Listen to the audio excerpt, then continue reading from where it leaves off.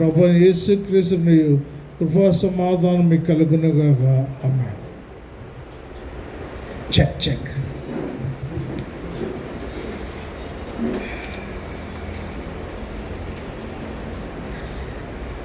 ఈరోజు ఇక్కడ కూడి వచ్చిన టెబర్నాకిల్ లూథరన్ సంఘపు మెంబర్స్ అందరికీ, బిలీవర్స్ అందరికీ యేసుక్రీస్తు నామములో శుభములు నేను తెలియజేస్తున్నాను.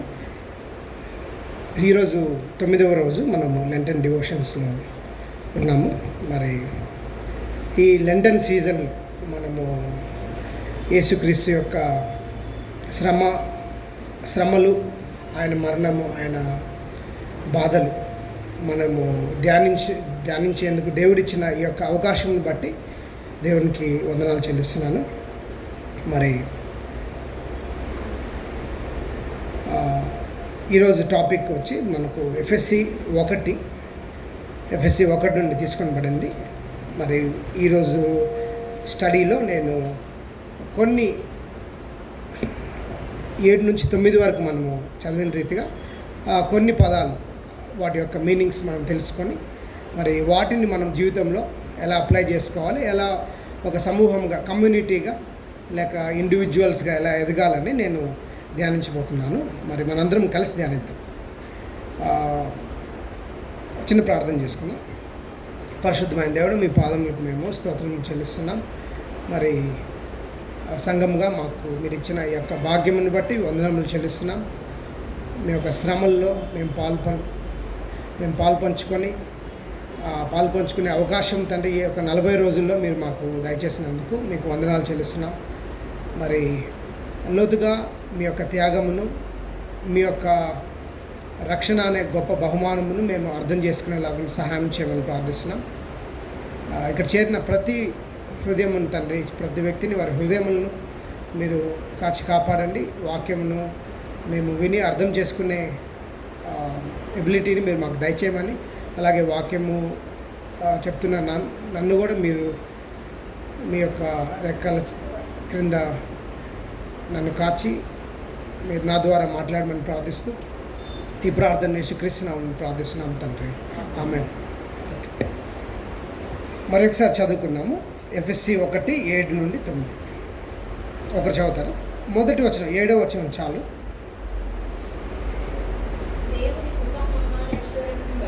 దేవుని కృప మహదైశ్వర్యమును బట్టి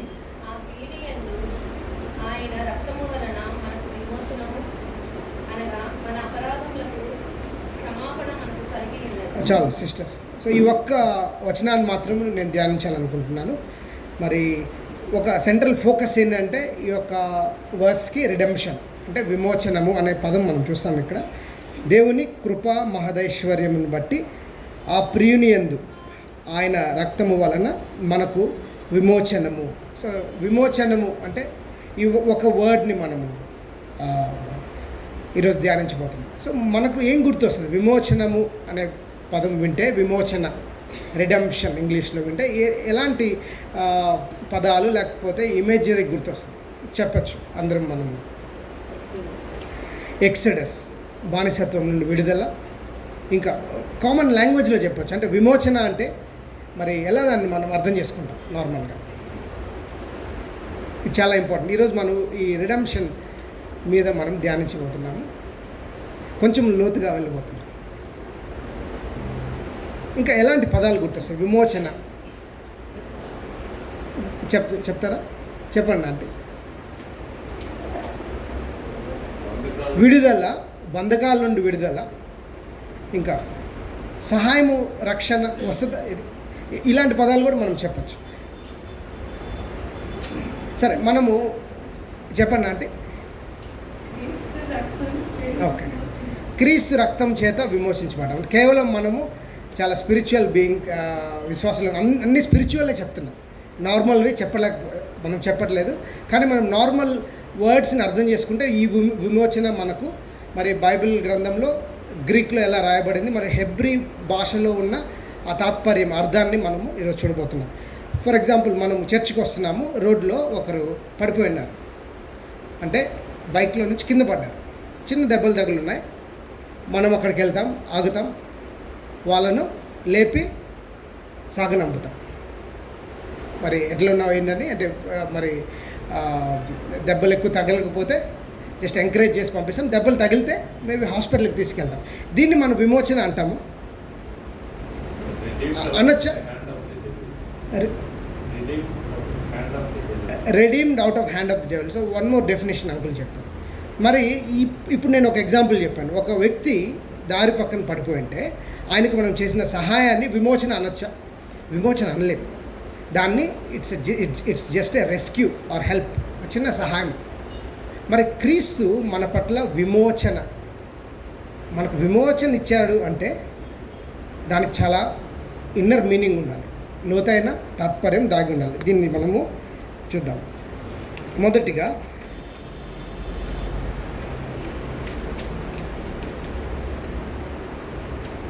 మన న్యూ టెస్టిమెంట్ గ్రీక్లో రాయబడింది, మనందరికీ తెలుసు. న్యూ టెస్టిమెంట్లో రిడెంప్షన్ అంటే విమోచన అనే పదము ఎక్కడెక్కడైతే వాడబడిందో అక్కడ లూథరన్ కాదు, ల్యూట్రాన్, LUTRON, లూట్రాన్ అనే పదము ఉపయోగించబడింది. ఎందుకు ఈ పదము యొక్క ప్రాముఖ్యత ఏంటంటే, ల్యూట్రాన్ అనే పదం యొక్క ప్రాముఖ్యత మనకు it is a rescue deed. అంటే మనము ఒకరిని ఆపద నుండి లేకపోతే బానిసత్వం నుండి తప్పించడానికి ఉపయోగించే డివైస్, ఒక సాధనం. జస్ట్ ఒక సహాయం మాత్రమే కాదు, ఇది ఒక లీగల్ ఆబ్లిగేషన్, అంటే న్యాయపరమైన ఒక సాధనము. సో న్యూ టెస్టిమెంట్ మొత్తము విమోచన అంటే ఈ పదము ఉపయోగించబడింది, ల్యూట్రాన్. గుర్తుపెట్టుకుందాం. ల్యూట్రాన్ చుట్టూ ఈరోజు మనము ధ్యానించబోతున్నాం. అలాగే ఇక్కడ పౌలు మనకు రాశారు, ప్రస్తుత FSC మనకు ఆయన రాసిన ఈ యొక్క పత్రికలో ఆయన అపోలిట్రోసిస్ అనే వర్డ్ని యూజ్ చేశారు. అపోలిట్రోసిస్ అంటే ఏంటంటే ఒక యాజమాన్యం నుండి ఇంకొక యాజమాన్యానికి తర్జుమా, transfer of ownership from one estate to another estate. అంటే ఒకరిని కొని ఒక యాజమాన్యం నుండి, ఒక దాస్యం నుండి, ఒక హీన పరిస్థితి నుండి ఇంకొక బెటర్ పొజిషన్కి, బెటర్ పరిస్థితికి తర్జుమా, ట్రాన్స్ఫర్. ఇక్కడ ఆయన యూజ్ చేసిన వర్డ్ అపోలిట్రోసిస్. సరే, ఈ రెండు పదాలు మర్చిపోండి, ఇది మరి మనం గుర్తుపెట్టుకోకపోయినా పర్లేదు, బట్ మీనింగ్స్ని మనం చూద్దాం. అంటే మనం సాధారణంగా దీన్ని విమోచన అనే పదాన్ని అర్థం చేసుకోవడానికి వీల్లేదు. ఎన్నో పాటల్లో మనము పాడతాం, విమోచన నీవే అంటాం.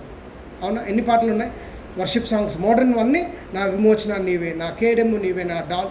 మరి ఇలాంటి వర్డ్స్ని మనం యూజ్ చేసినప్పుడు వాటి మీనింగ్ని మనము రియల్గా తెలుసుకోవాల్సిన అవసరం ఉంది. ఇప్పుడు మనం చూసినట్లు ఈ యొక్క పదములు ఇక్కడ ఏవైతే యూజ్ చేస్తారో ఇవన్నీ నియర్ ఈస్టర్న్, అంటే అప్పటి సమాజం, ఆ ప్రాంతములో ఉన్న మార్కెట్ ప్లేస్లో వాళ్ళ ఆర్థిక లావాదేవీలు ఉపయోగించడానికి యూజ్ చేసిన పదాలు ఇవన్నీ. అంటే ఎకనామిక్ ట్రాన్సాక్షన్స్, అంటే కొనుగోలు లేక క్రయధనము, మరి ఇంకా కొన్ని ఖరీదు. చూసారా, ఈ పదములన్నిటిని క్రైస్ట్ యూజ్ చేసినట్లు మనం చూస్తాం న్యూ టెస్టిమెంట్లో. ఇవన్నీ ఎకనామిక్ ట్రాన్సాక్షన్స్కి సంబంధించిన పదాలు. ఓకే, ఇప్పుడు మనం చూసాం కదా ఈ యొక్క ల్యూట్రాన్, ఈ యొక్క వర్డ్ని మనం చూసినప్పుడు మనకు ఒక యాజమాన్యం నుండి ఇంకొక యాజమాన్యానికి ఏమవుతుంది, తర్జుమా చేయబడుతుంది. ఎగ్జాంపుల్, మనము పాత నిబంధనలో చూసాము, ఎక్సోడస్ అంటే నిర్గమకాండంలో ఐగుప్తులో ఉన్న దాస్యత్వం నుండి దేవుడు ఆయన ప్రజలను ఎక్కడికి తర్జుమా చేశాడు, కనానుకు ఆయన ట్రాన్స్ఫర్ చేసినట్లు చూస్తున్నాం. ఈ అర్థంలో ఆ వర్డ్ని మనము ఉపయోగించడం చూస్తున్నాం. అలాగే ఓల్డ్ టెస్ట్మెంట్ హీబ్రూలో రాయబడింది కాబట్టి ఇంక వేరే పదాలు యూజ్ చేశారు, మనం వాటికి వెళ్ళాల్సిన అవసరం లేదు. అలాగే మనము రూత్ గ్రంథంలో చూస్తే మనకు బోయేజు మరియు రూత్ వాళ్ళ యొక్క కథను మనం చూస్తే అక్కడ కూడా ఈ యొక్క విమోచకుని అంశం, కాన్సెప్ట్ అక్కడ మనకు ఉండడం చూస్తున్నాం. అక్కడ ఆయన ఏం చేస్తారంటే సొంత బ్లడ్ రిలేటివ్స్కి కొన్ని ఆబ్లిగేషన్స్ ఉంటాయి. అంటే వాళ్ళు ఖచ్చితంగా వాళ్ళ యొక్క అంటే వాళ్ళ రక్త సంబంధికులు ఆపదలో ఉన్నప్పుడు, అప్పుల్లో ఉన్నప్పుడు, బందీలుగా ఉన్నప్పుడు వాళ్ళని వీళ్ళు విమోచించవచ్చు. ఎలా అంటే వీళ్ళు మనీ పే చేసి ఒక ప్రైజ్ని చెల్లించి, వెల చెల్లించి వాళ్ళని విమోచించవచ్చు. సో ఇది కూడా మనం చూస్తాం మామూలుగా. మరి ఈ యొక్క పదాలను మనం చూస్తే మనకు అర్థమవలసింది ఏంటంటే, విమోచన అనే పదము మనము మోరల్ వర్డ్గా యూజ్ చేస్తాం. గాడ్ ఈజ్ మై రిడీమర్ అంటాం. But it is more than a moral word. అంటే ఇట్ ఈస్ అన్ ఆర్థిక లావాదేవీలకు సంబంధించిన మరి ఈ పదము, అలాగే మరి న్యాయశాస్త్రానికి సంబంధించిన పదం కూడా. అవునా సార్? సో ఇక్కడ పౌలు ఈ యొక్క పదం రాస్తూ, ఇప్పుడు మళ్ళీ చదువుదాము ఈ యొక్క వచనాన్ని. ఆయన రక్తము వలన మనకు విమోచనము. దీని యొక్క అంతర్లీనమైన అర్థము మనకు ఇంత ఉన్నట్లు మనం చూస్తాం. ఆయన రక్తం ద్వారా విమోచనం. సో ఈయన ఏం చేశాడంటే, పౌలు సింపుల్గా ఏం చెప్పాడంటే, ఎఫ్ఎస్సి సంఘస్థులకు, మరి ఒకప్పుడు మీరు పాపులు, ఒకప్పుడు మీరు లోకస్తులు, ఒకప్పుడు వేరే యాజమాన్య స్థితిలో ఉన్నారు, కానీ ఇప్పుడు క్రీస్తు మిమ్మల్ని వేరే యాజమాన్యానికి ట్రాన్స్ఫర్ చేశారు. కనుక మీకు జరిగిన కార్యం ఇది. మీకు బ్యాప్టిజం అంటే అర్థం ఇది. మీరు చర్చ్ లైఫ్లో పాల్గొంటున్నారంటే అర్థం ఇది. ఒక కమ్యూనిటీ ఆఫ్ బిలీవర్స్లో ఉన్నారంటే అర్థం ఇది అని వాళ్ళకు ఆయన ఎక్స్ప్లెయిన్ చేస్తూ గుర్తు చేస్తున్నారు. Is reminding Ephesians. ఈ రిమైండింగ్ అంటే జరిగిన కార్యాన్ని ఆయన రిమైండ్ చేస్తున్నారు. నెక్స్ట్ ఇంకొక పదం మనం ధ్యానిద్దాం. ఆయన రక్తము వలన. ఆయన రక్తం వలన ఉందా? ఒకసారి చదువుదాం అది కూడా. దేవుని కృపా మహదైశ్వర్యం బట్టి ఆ ప్రియుని యందు ఆయన రక్తము వలన మనకు విమోచనము. ఈ విమోచన ఎలా కలిగింది? ఆటోమేటిక్గా జరగలేదు. దేవుడు మ్యాజిక్ అంటే ఒక మంత్రం వేస్తుంటే, లేకపోతే ఒక మాట మాట్లాడుంటే జరుగుంటుంది, కానీ దేవుడు అలా చేయలేదు. దేవుడు దానికి ఒక ప్రైజ్ని, ఒక వెలని ఆయన ఇవ్వడం జరిగింది. ఆ వెల ఏంటంటే ఏంటి ఆ వెల? ఆయన రక్తము. ఈ ట్రాన్సాక్షన్కి ఒక వెల ఏంటంటే క్రైస్ట్ యొక్క బ్లడ్ అంట. క్రైస్ట్ యొక్క బ్లడ్. మరి 1 తిమోతి 2:6 మనం చూద్దాం. వాక్యాన్ని ఒకసారి చదువుదాము. 1 తిమోతి 2:6 ఒకటి చదువుదాము. ఈయన అందరి కొరకు విమోచన క్రయధనముగా తన్ను తానే సమర్పించుకుని. చాలు సిస్టర్. విమోచన క్రయధనం. అగైన్ ఇక్కడ మనకు లుట్రాన్ అనే వర్డ్ యూజ్ చేయబడింది. మనం చూసాం కదా. అంటే ఈ యొక్క తర్జుమా జరగడానికి ఒక వెల కావాలి. ఆ వెల ఏంటంటే క్రీస్తు రక్తం మాత్రమే. అప్పటి ఇజ్రాయెల్ మిషన్లో దేవుడు మరి గొర్రెపిల్ల యొక్క రక్తము, గొడ్ల యొక్క రక్తాన్ని, జీవుల యొక్క రక్తాన్ని యూజ్ చేసినట్లు మనం చూస్తాము న్యూ టెస్టిమెంట్కి వచ్చినప్పటికి. ఎందుకంటే మిషన్ ఇజ్రాయెల్ నుండి వరల్డ్ వైడ్ మిషన్ అవ్వాలి, మనందరికి చేరాలి. ఎప్పుడు చేరింది మనకు? 300 years back, 300 years back, 5 generations, 200 years back, 200 సంవత్సరాల క్రితం మాత్రమే ఈ మిషన్ వచ్చింది మనకు. ఇంతకు ముందు వరకు ఈ మిషన్లో మనం భాగస్థులం కాము. కానీ ఇజ్రాయెల్కి దేవుడు వాళ్ళని ప్రిపేర్ చేసి క్రీస్తును నెరవేర్పుగా న్యూ టెస్టిమెంట్లోకి వచ్చాడు. అవును. మరి 2 తిమోతి క్రయధనము అనే పదం ఇందుకే ఉపయోగించబడింది.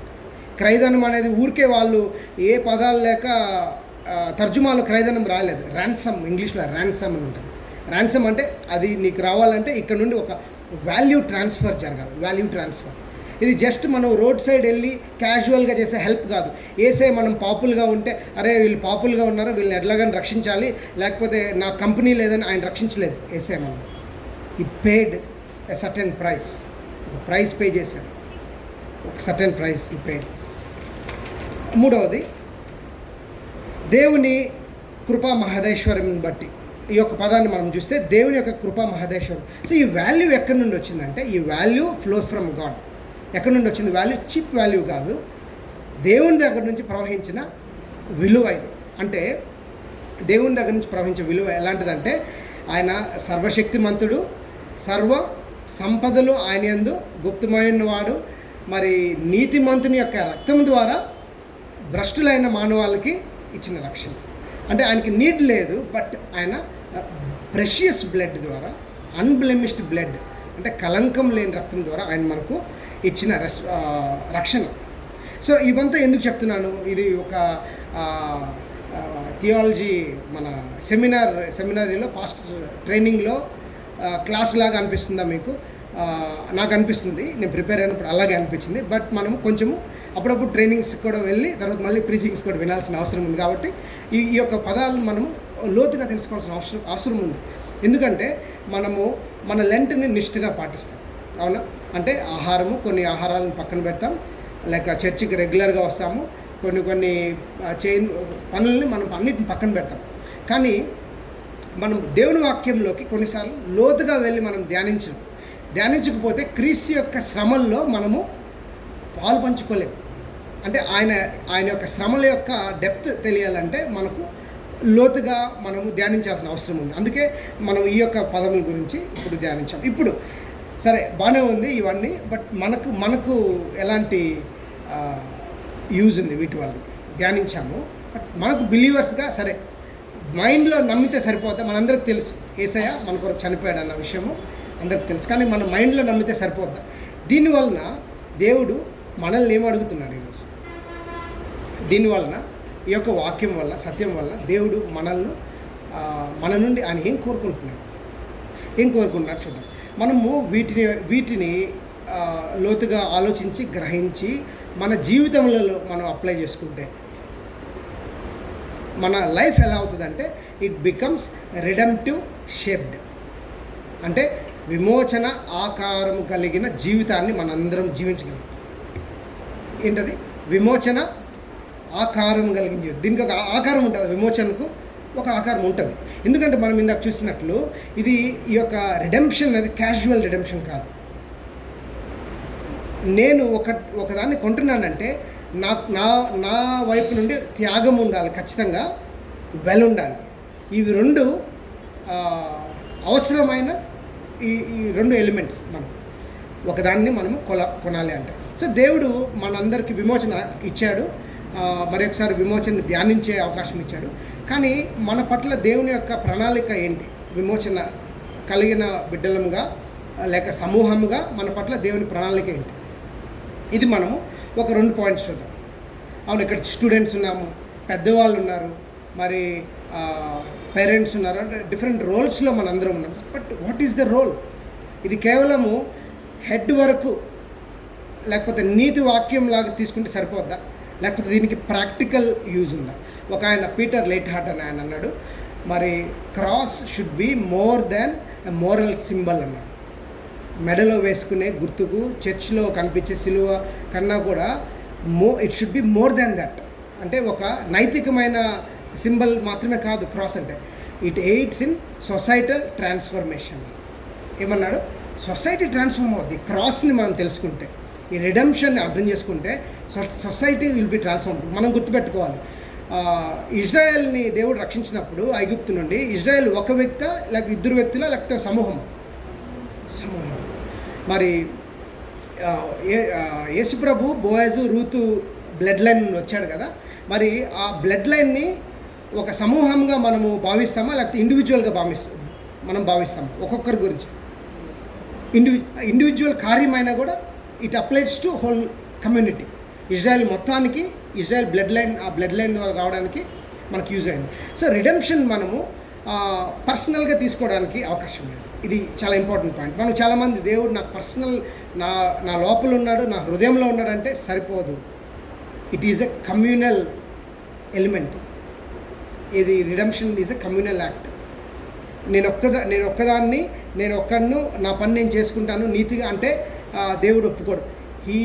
అల్టిమేట్లీ దేవుని యొక్క ఉద్దేశం ఏంటంటే ఇండివిజువల్ని రక్షిస్తారు. ఇండివిజువల్ ద్వారా హీ రిడీమ్స్ కమ్యూనిటీస్, అంటే సొసైటీస్ని ఆయన రిడీమ్ చేస్తారు. సొసైటీస్ని, దట్ ఈస్ హిస్ పర్పస్.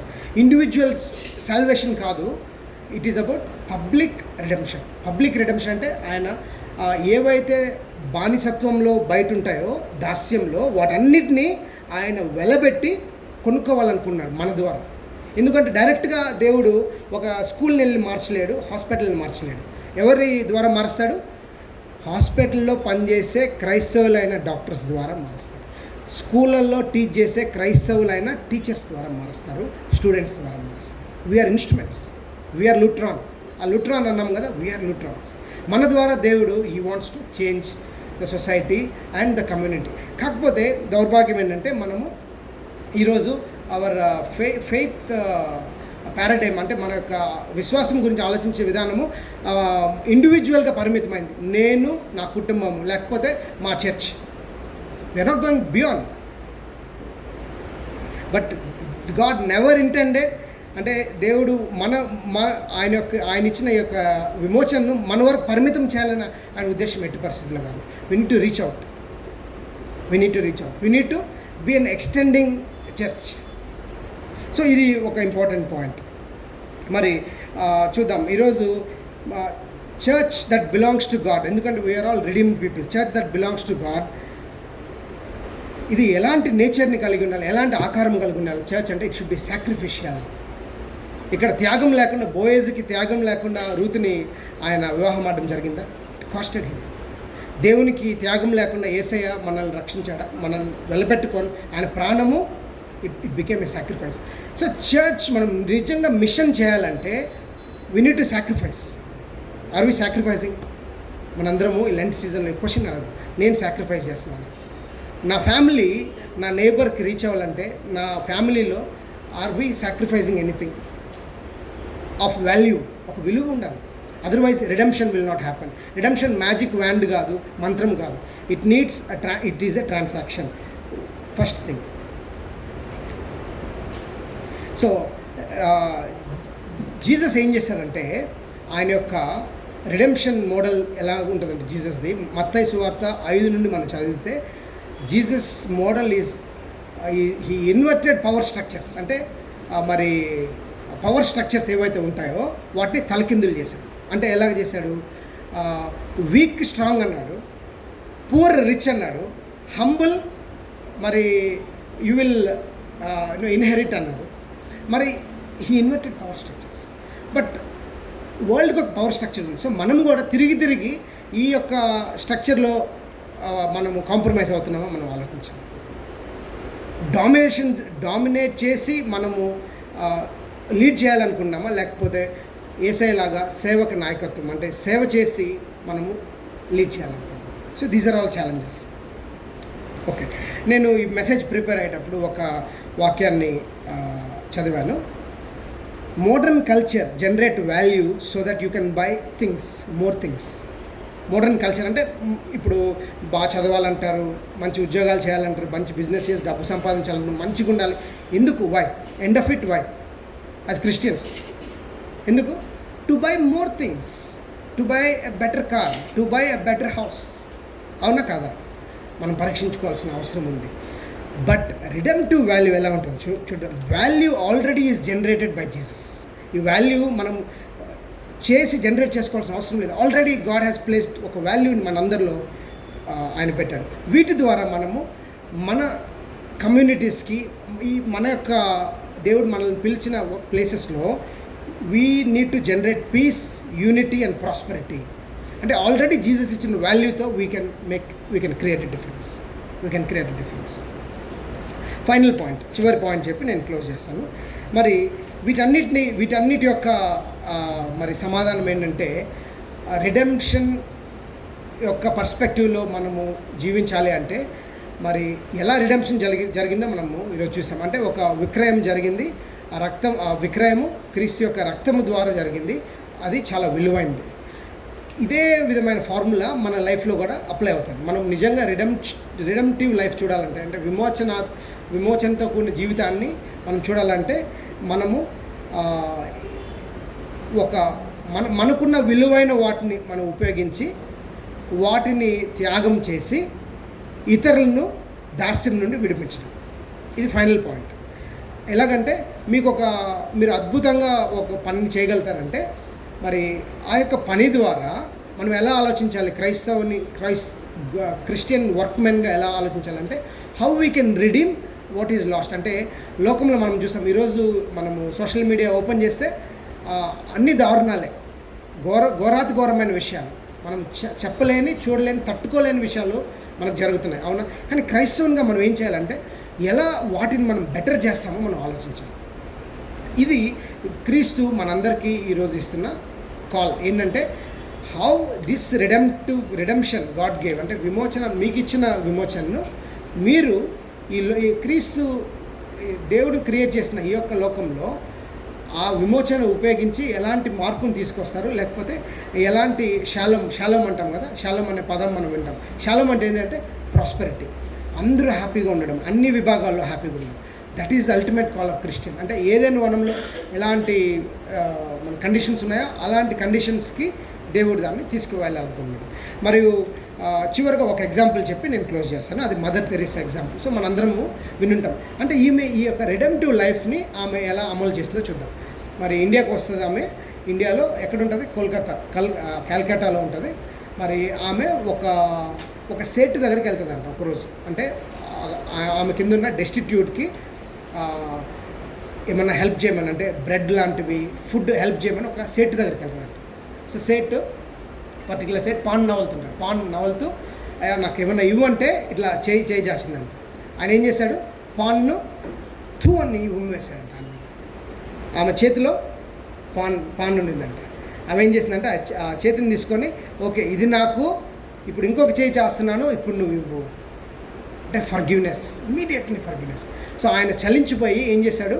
ఆయన చాలా సహాయము మదర్ తెరీసాకు చేయడం మనం చూస్తాం. సో ఇది మోడల్ ఆఫ్ రిడెంప్షన్. ఒక చిన్న ఎగ్జాంపుల్.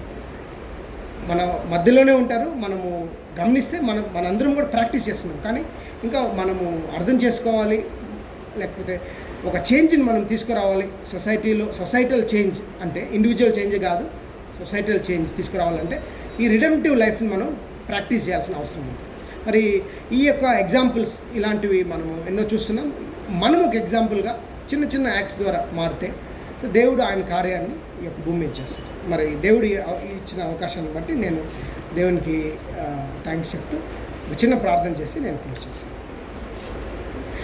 దేవా, మీరు ఇచ్చిన ఈ యొక్క సమయం బట్టి మీకు వందనాలు చెల్లిస్తున్నాం తండ్రి. అలాగే మీ యొక్క వాక్యము చాలా లోతైనది, దాన్ని ధ్యానించే అవకాశం మీరు మాకు ఇచ్చారు నాన్న. మా యొక్క మానవ మేధస్సుకు అందదు. ఎందుకంటే తండ్రి ఇది నాయన మీరు అచీవ్ చేసిన కార్యం కాబట్టి తండ్రి సహాయం చేయమని ప్రార్థిస్తున్నాం. మేమందరము ఒక్కొక్క పాయింట్ నాయన మాకు అర్థమైన ఒక్కొక్క పాయింట్ని మేము అప్లై చేసుకునేలాగా సహాయం చేయండి. మేము ఒక ఇండివిజువల్ రిడెంప్టివ్ ఏజెంట్స్గా ఈ లోకంలో పనిచేసేలాగా సహాయం చేయండి. ఆ మార్పును మీరు ఇవ్వాలనుకున్న శాలంను ఈ లోకానికి మేము ఏజెంట్స్గా ఉండి దయచేసేలాగా సహాయం చేయమని ప్రార్థిస్తూ ఈ అవకాశం బట్టి వందనాలు చెల్లిస్తూ ప్రార్థన యేసుక్రీస్తు నామమున ప్రార్థిస్తున్నాం తండ్రి. ఆమేన్.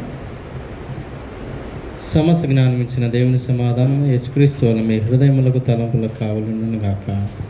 ఆమేన్. నీ సమాధానము